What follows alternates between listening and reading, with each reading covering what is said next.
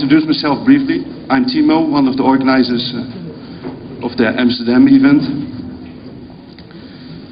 It's an incredible honor to speak here as a representative of a small organization from a small country in front of delegates we deeply admire for their courage and efforts in their battle against neo-barbarism.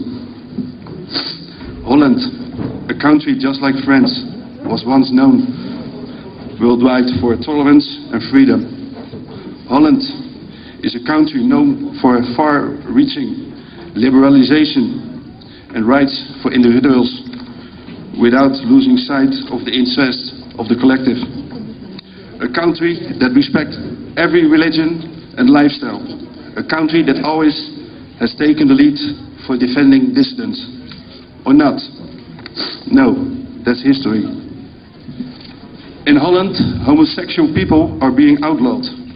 In several cities, gay people are being harassed with threats, spitting, humiliated, and even beaten up. Homosexuals are moving in growing numbers out of the city of Amsterdam. It was once known as the gay capital of the world. Politicians suggesting surrogate measures, like to put in decoy gays and decoy Jews, instead of dealing with the offending group directly.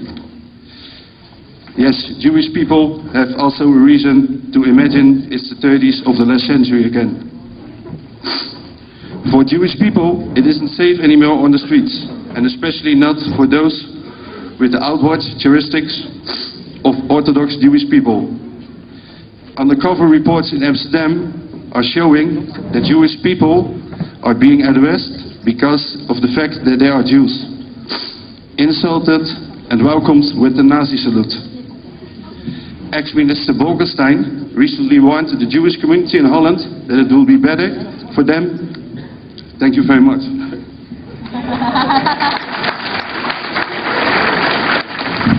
Mon excuse. Where was I? Ex-Minister Bolkestein recently warned the Jewish community in Holland that it will be better for them to emigrate, because the Dutch government probably cannot guarantee their safety in the future. Crime rates in Holland have risen explosively the past years.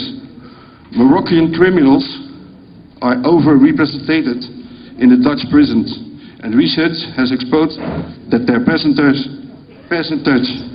of committed crimes is 6 times higher than that of the native people.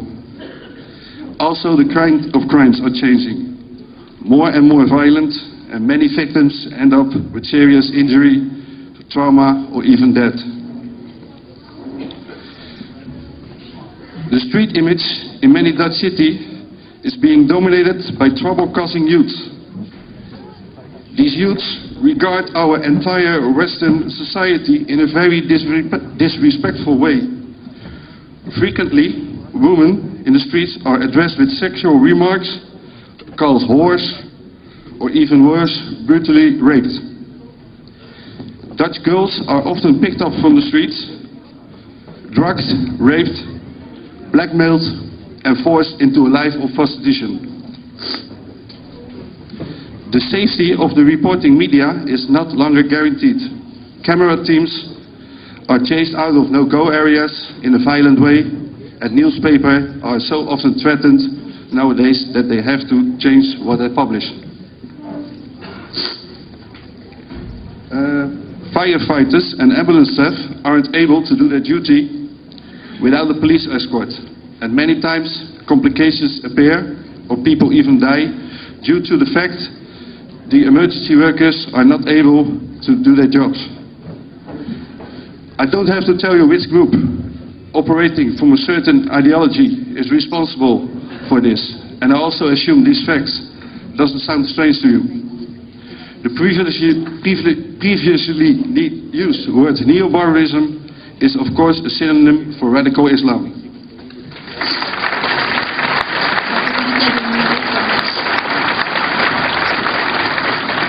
Neither the parents, the imams, nor the community are checking or correcting these youths. They simply shrug their shoulders and say, we don't have the situation under control. These youths are a product of the environment. And for us, this was the reason to start our movement. As I mentioned at the beginning of the speech, our new group, the Dutch Defense League, organized the international meeting in Amsterdam. And we faced many threats from leftists and Islamists alike, and we had the full force of the Dutch establishment and state deployed against us to disrupt our efforts.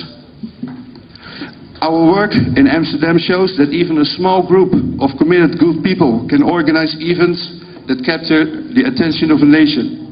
The Amsterdam was a success long before the day of the demonstration, and the additional publicity on the day was just a bonus. Our aim had already been achieved.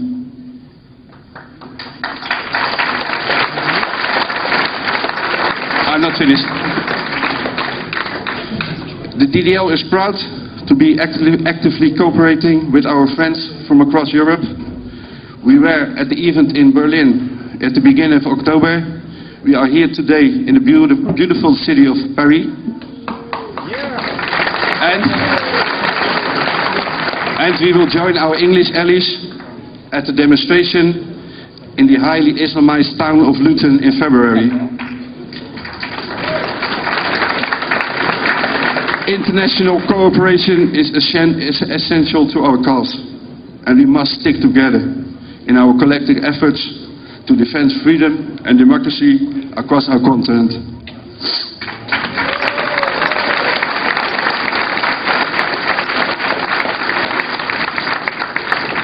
Today, we stand at the foot of a mountain. It's a huge mountain, which will take a long time to climb, but we have to climb it together, so we can support each other, share our knowledge, and be there for each other when it's needed. Only in that way we will be able to reach the top and say to each other, it is a magnificent shoe, isn't it? Merci bien.